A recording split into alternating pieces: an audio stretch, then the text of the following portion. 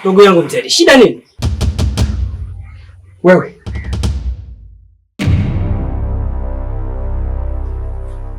ni mchawi Baidi. Ndugu yangu, leo hii mimi nimekuwa mchawi kwako? Ndio, wewe ni mchawi Baidi. Wewe kuna mchezo utakuwa unajua. Wewe sio mtu mzuri Baidi. Vipi, kuna nini kwani? Nasikia kelele tangu huko nilipotoka. Dada.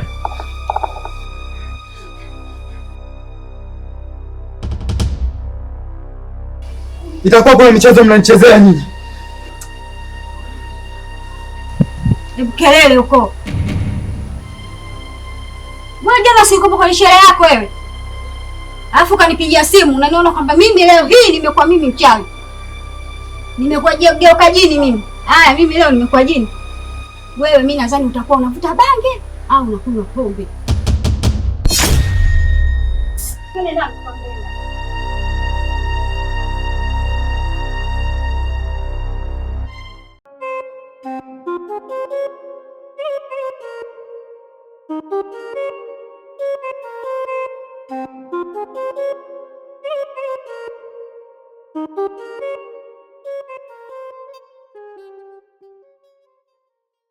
Mganga. Naam. Nimekuja na binti yangu, naona kuna mambo hapo sawa. Kwa hiyo nilikuwa naomba umwangalie.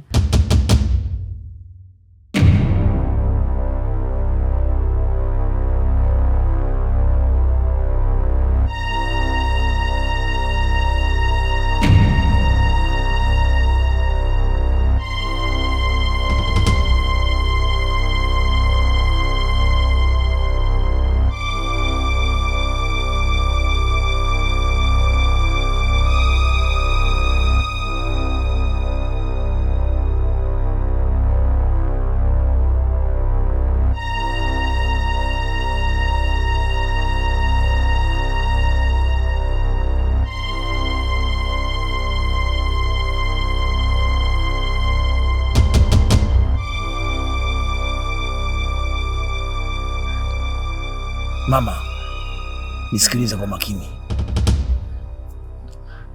Binti yako hana tatizo lolote.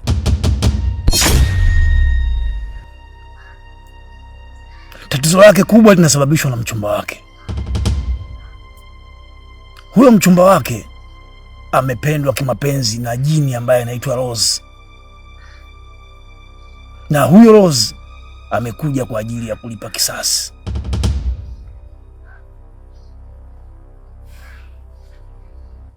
Jini Rose alikuwa na mama yake ambayo huyo mama yake alikuwa binadamu kabisa wa kawaida. Sasa huyo mama yake Rose, mchumba wake huyu ambaye anamuita mchumba wake huyo, ndio alikuwa mpenzi wake. Mganga, mbona hapa mnanichanganya changanya? Sijaelewa. Hapana, kama uamini tazama hapa.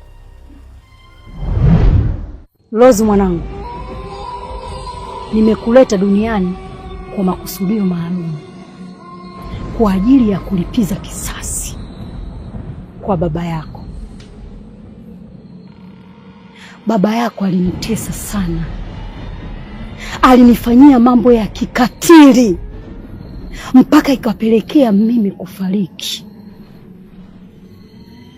Mimi sikuwa jini, lakini nimekuwa jini kwa ajili yake yeye. Sasa basi mwanangu, naomba ulipize kisasi kwa niaba yangu mimi na wewe. Kivipi mama? Hakikisha baba yako asifanikiwe kwa chochote, si maisha yake wala sio ndoa yake.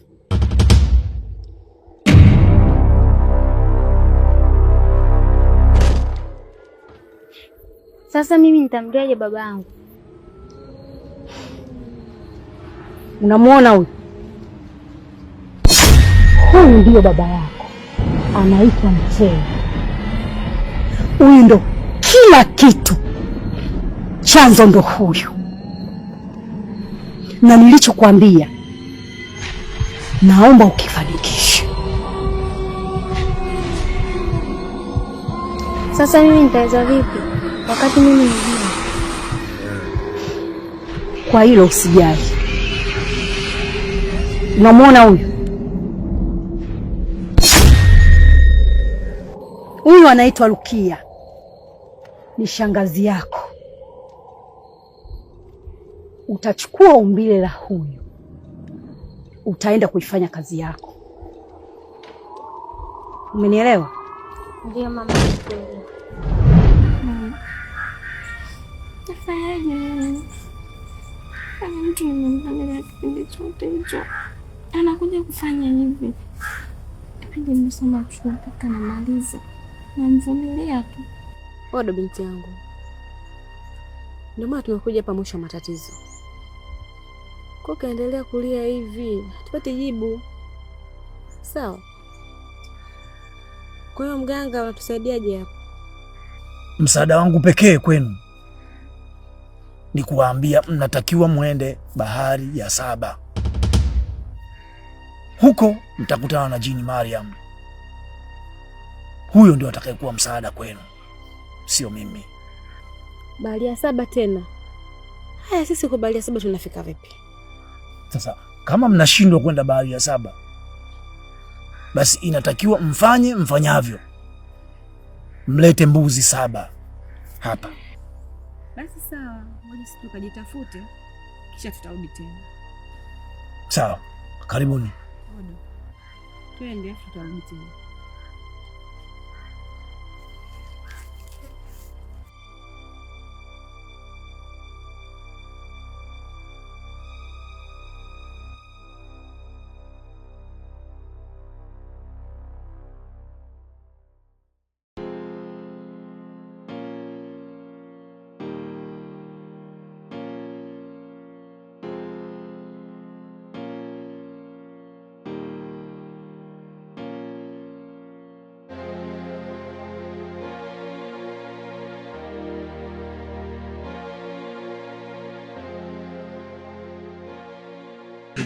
Dadake, unaona tayari ushabadilika. Safi sana. Kama unavyomuona, hiyo ndio hali yake ambayo nilikuwa tukihangaika naye kwa kipindi hiki ambacho ulikuwa haupo. Yaani saizi ni shida, ni hatari. Huyu ni bangi na mchanganya. Ana lolote ni bangi yake inamsumbua. Sio bangi sister. Ndio mnachanganya. Maana hata sielewi. Na hata siamini kama dada yangu. Na hata huyu jamaa unamwona, huyu naye mimi simwamini kwa sababu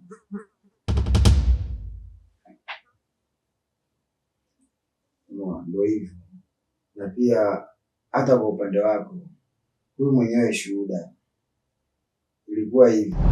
Unawatendea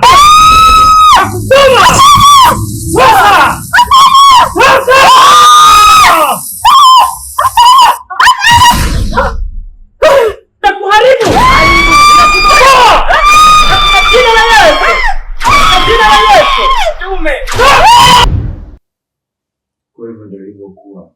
Sasa naanzaje kuamini hii? Mnachanganya. Anachokiongea huyu ndio hivyo hivyo na mimi mwenyewe ameniambia. Lakini mara ya kwanza mimi nilikuwa nahisi kwamba huyu lazima itakuwa ni cha Arusha tu kinamsumbua. Lakini nikafikiria huyu ni rafiki yangu. Na ni wa muda mrefu nimekaa naye, sijawahi kumuona akitumia hivyo vitu. Bangi, sigara, sijui pombe, sijawahi kumuona. Hata akikaa sehemu za starehe zile utakuta ni soda, sana juisi, ndio vitu ambavyo anatumia hivyo. Unaona? Nikawa na wazo moja. Lakini nikaona hapana, kabla ili wazo sijalifanya nikushirikishe wewe dada mtu. Nione na wewe unasemaje kwanza juu ya hali au ndugu yangu. Mimi huyu nitaenda naye kijijini, nitaenda kupambana naye, nitaenda kumpambania ndugu wangu. Mimi wazo langu tangu hapo mwanzo lilikuwa ni kwamba nimchukue huyu ndugu yangu nimpeleke kwenye maombi. Kwa sababu hali kama hizi asilimia kubwa sio hali za kawaida. Ina maana hapo kuna ushetani ndani yake.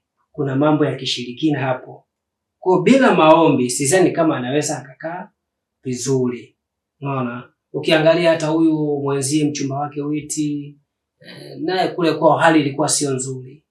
Nikawa nimemchukua kwa idhini ya wazazi wake, tumeenda naye pale kanisani, mimi na timu ya maombi. Tumefanya naye maombi vizuri kabisa, na tunashukuru Mungu saa hizi anaendelea vizuri.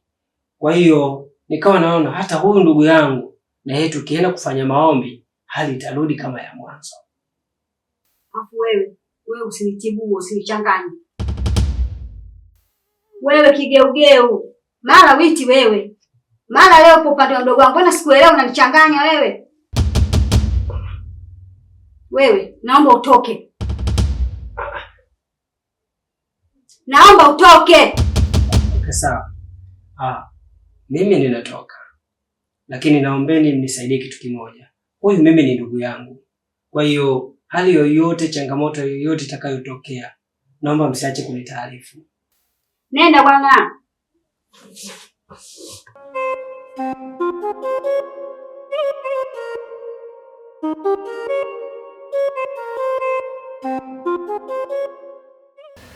Mama. Mimi nimependa sababu kuna kitu nataka niambie. Ila kabla sijakwambia naomba unisamehe kwanza. Dada kafanyaje kwani? Mimi sielewi, katuta kwenye kikao kama hivi. Inabidi aongee.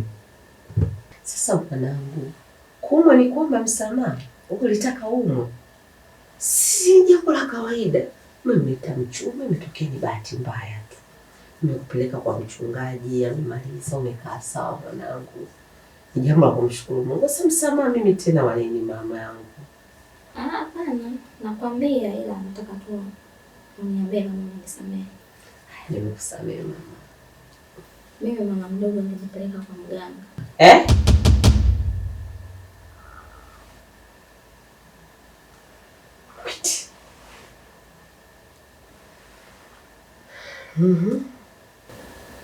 Nilipeleka kwa mganga, nilienda kumwangalia mteli. Kule mganga akatuambia kwamba tupeleke mbuzi, alafu na sisi wenyewe twende mahali ya saba. Ndio mambo yatakaa sawa. Na akatuambia kwa yule mwanamke jini hataki mteli aoe wala anioe mimi. Na akilazimisha yule jini atatua mimi na mteli. Pingubwa. Unaona sasa? Mwanao ambaye ulimsomesha. Yaani bora hizo hela za kumsomesha, bora ungenipa mimi nikafungue biashara. Sasa hivi ningekuwa nakuletea hela. So wewe unaenda kumsomesha afa enda kwa waganga kama hivi. Afu tunasema 50 kwa 50. Pingubwa alikuwa anazingua. Afu na sister nilikuwa nakutegemea sana. Sasa hivi unakuja kunipeleka mambo ya waganga. Waganga wanaenda mambo ya waganga hapa tena kwetu. Pingubwa, kwa vipi mimi naondoka hapa kwenye nyumbani? Sasa ndio unaenda wapi? Mimi naondoka bwana. Unaona sasa? Ndugu zako wanakasirika. Witi. Nimekulea mimi hivyo mama. Si tuna maisha ya waganga tangu lini? Alafu mdogo wangu amekuwaje huyu? Unamsikiza mama yako mdogo kweli? Waganga bahari ya saba nini ushirikina huko? Wewe bahari ya saba kuna mtu anaishi bahari ya saba, unaijua bahari? Bahari Mungu na Mungu ndio kuna bahari ya saba wapi? Mwanangu, sikiliza nikwambie. Mimi nilijua unaniita kuniambia unaenda kumwangalia mwenzio. Yule ulimkaribisha nyumbani, yakamkuta matatizo. Ulipaswa kwenda kujua nini tatizo.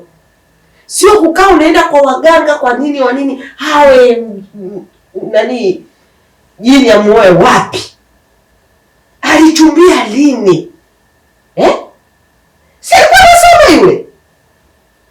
Lini akawa na huyu mwanamke huyu jamani wa Witness, umenishinda tabia my daughter.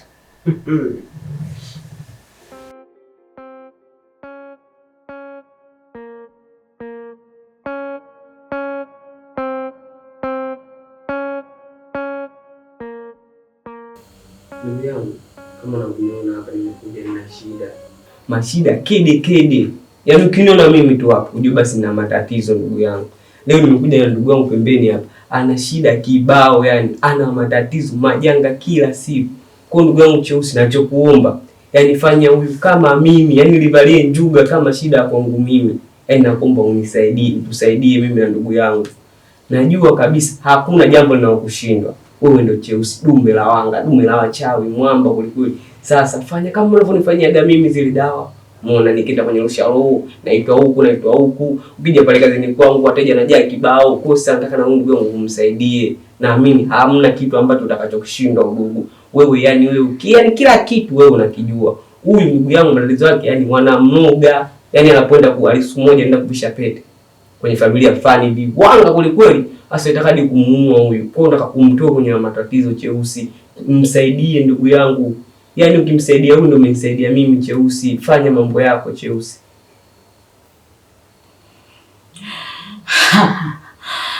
Nimekusikia kijana. Nimekusikia. Kijana, naomba mkono wako wa kushoto. Mpe. Mama hajapoa. Ngoja uone balaa lake hapa. Atoboi.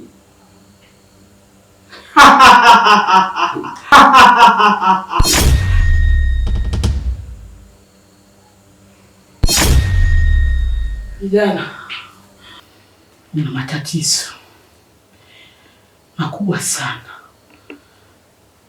Sana huyu mkeo ni mchawi. Ila kwa sababu umefika kwa mganga Cheusi, kila kitu kimeisha. Mimi ndo mganga Cheusi. Matatizo yako yameisha ukinifuata mimi. Unamuona huyo? Alikuwa na matatizo makubwa sana. Ya kwako wewe madogo. Na mimi nitayatatua. Mganga Cheusi ndo mimi. Mimi ndo mganga Cheusi. Sijawahi kushindwa na jambo.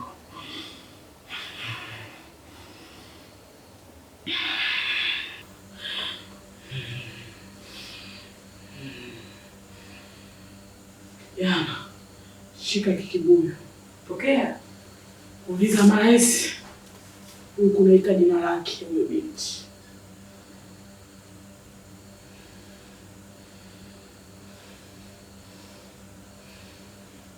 Uliza kijana. Witi sikutaki!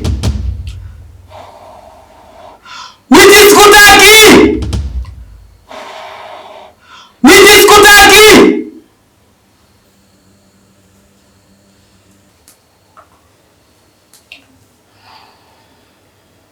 Usijali. Yaani usijali ndio Cheusi anafanya mambo yake, usijali. Najua yani huyu hajawahi kushinda na lolote. Huyu ngoja uone. Nendeni. Asante sana Cheusi, asante sana. Nashukuru sana ndugu yangu.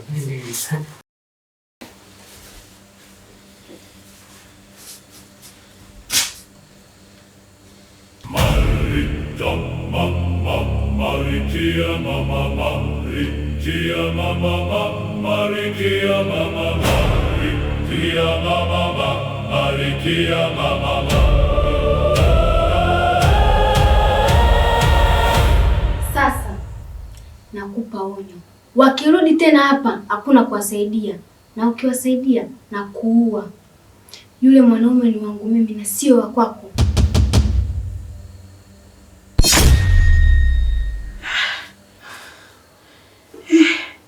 Katika maisha yangu sije kukutana na kazi ngumu kama hii. Hivi nitaiweza kweli? Ila nitaifanya. Vyovyote vile nitaifanya. Labda sio mimi mganga Cheusi.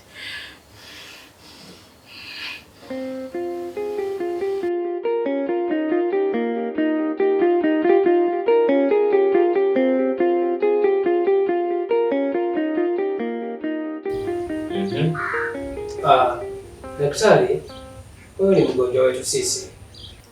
Huyu hapa ni dada yake, mimi ni rafiki yake. Huyu bwana tumeacha kumwelewa siku za hivi karibuni, kwa sababu akimwona dada yake anadai kwamba ni jini.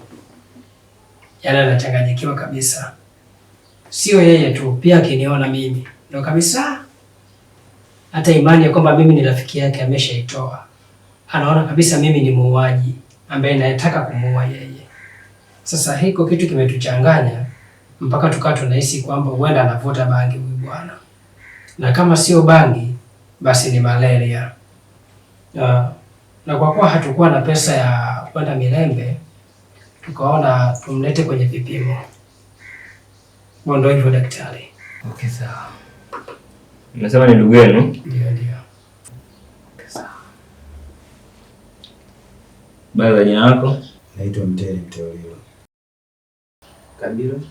Makonde. Umri? Miaka 34. Unapoishi? Magoe.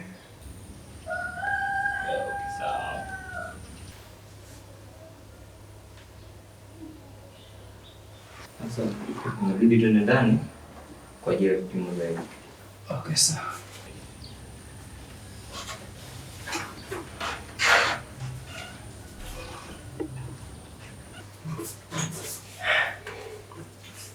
Yaani afadhali apimwe tu, maana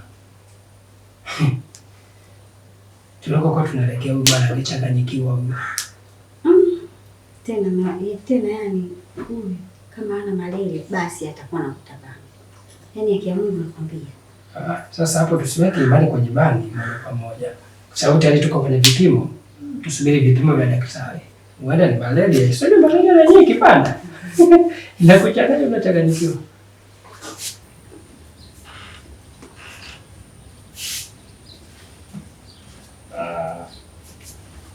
Kwa mujibu wa vipimo vinavyosema, ndugu yenu hana tatizo lolote.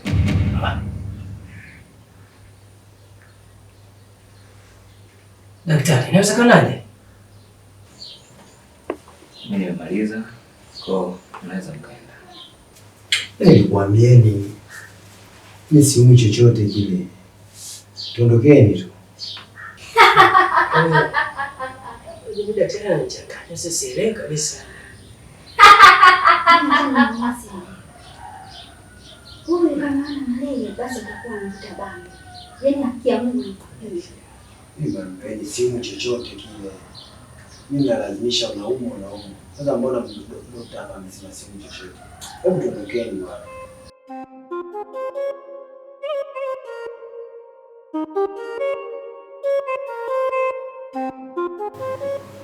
Hivi niambia unaitwa nani? Naitwa Rose. Oh, wow. Mimi naitwa Mteli. Yeah, naitwa Mteli. Ulijuaje jina? Ila unamkia sana. Hiyo spray ambayo umeitumia. Anapenda mchumba wako Witi. Yeah. Sawa kabisa. Ulijuaje kama Witi ni mchumba wangu? Hamna. Dalali aliniambia kuwa unaishi na mchumba wako anaitwa Witi. Sawa. Ila umependeza sana.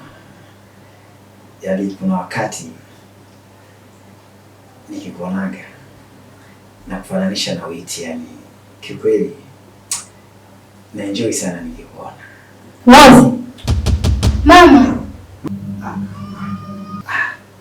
Mama? Yuko wapi mama? Hamna. Naongea na simu. Oh, kumbe. Ila mbona sijaona simu ikiwa inaita? Mimi ndo nimesikia mimi kwa sababu nimekaa. Mambo ya technology. Nimekuagiza kuvuruga mambo, sio kumpenda. Huyu ni baba yako. Mama, uliniambia nachukia wanadamu. Uliniambia nisipende wanadamu. Sasa utaniambia huyu ni baba yangu.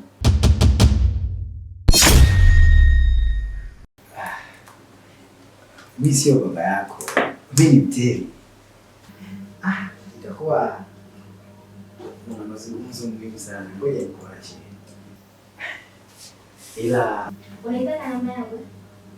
Ulijuaje? Kweli.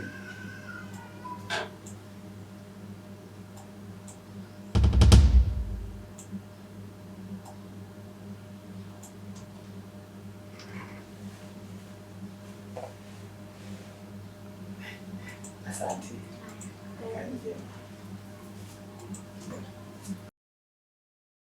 Lozi mwanangu, usije ukanifelisha kwa hili. Lazima alipe alichokifanya. Sawa Malkia mama. Malkia mama. Malkia mama. Malkia mama. Malkia mama.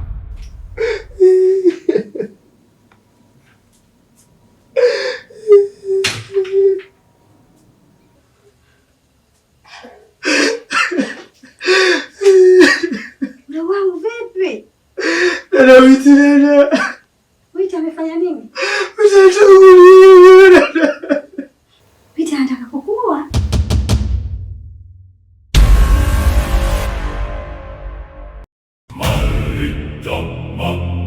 Marikia mama, Marikia mama, Marikia mama, Marikia mama, Marikia mama.